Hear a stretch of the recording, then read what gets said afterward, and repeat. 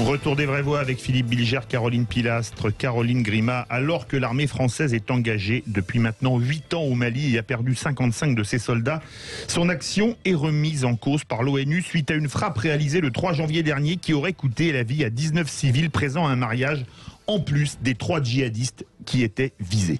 Une France qui, déjà bien seule sur ce tête d'opération, doit désormais faire face à des accusations de bavure. L'armée française doit-elle se retirer du Mali? C'est le premier débat des vraies voix. Et vous êtes pour le moment 86% à dire oui sur Twitter. Philippe Bilger, est-ce que l'armée française doit se retirer du Mali ?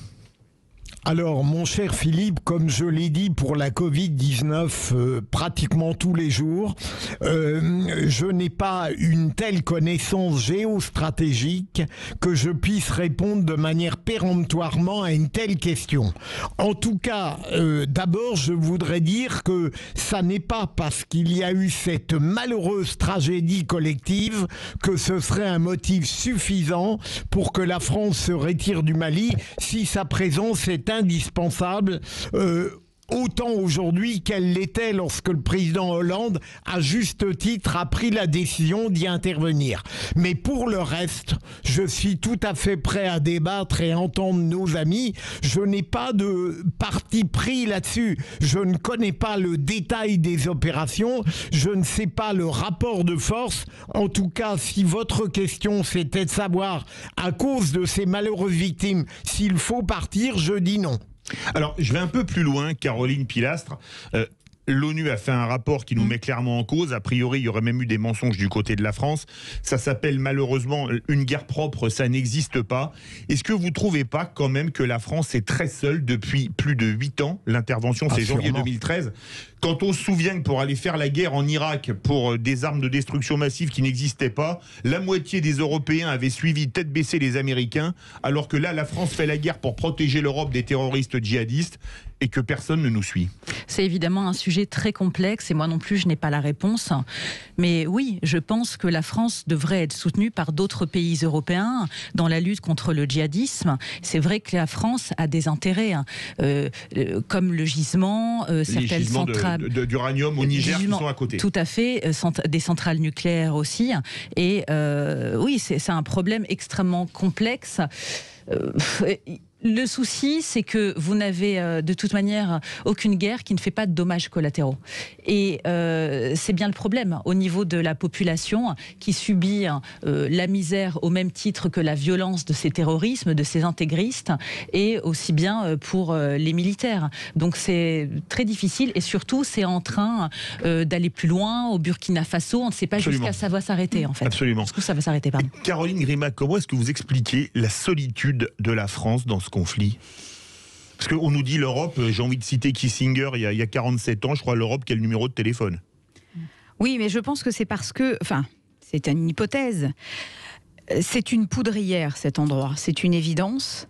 C'est une région du globe qui est soumise à une instabilité politique absolument terrifiante, couplée à, comme le disait Caroline, des atouts de gisements, des atouts miniers, des atouts pétroliers, etc., qui sont considérables. Et je crois que les deux dans la balance sont. On voit par exemple, on sait par exemple que la Russie n'attend qu'une chose, c'est le retrait de la France. La Chine aussi. Alors la Chine encore plus, mais la Chine c'est vraiment pour, à mon avis, l'intégralité de l'Afrique noire. La Russie et la Chine n'auraient pas envie d'envoyer des troupes là-bas. Non. Oui, justement. Non. Donc c'est on laisse barcade. On a un petit peu, voilà, on a un petit peu l'impression que la France fait un peu le entre guillemets le sale boulot, et que une fois qu'elle aura tenté de se dépatouiller du problème, on viendra récupérer ce qui peut l'être. En réalité, alors je partage évidemment l'opinion de mes deux comparses.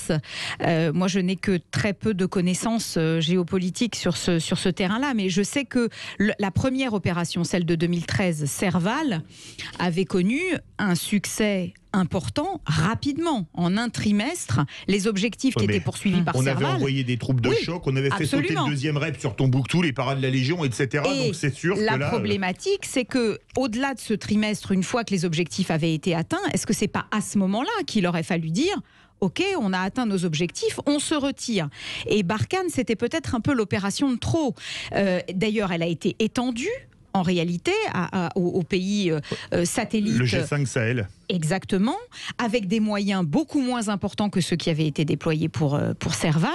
Et au bout du compte, avec tout de même une présence française auquel tout le monde s'est un peu habitué et qui a créé un équilibre un peu fragile. C'est un peu le jeu de...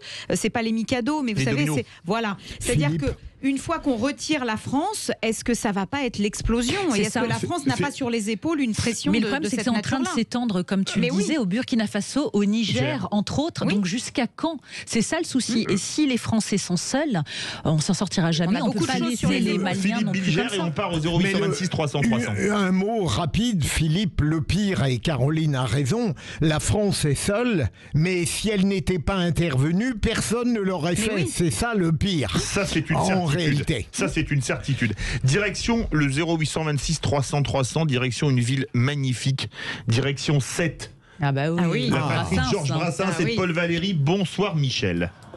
Oui, bonsoir. Bienvenue sur Sud Radio. Vous pensez que la France, enfin l'armée française doit rester au Mali? Oui, oui, tout à fait. Et puis, après ce que je viens d'entendre, vous avez quasiment donné tous les éléments, quoi. Entre l'axe Mali, Niger, Burkina Faso, là, on a un grand marasme au milieu, là.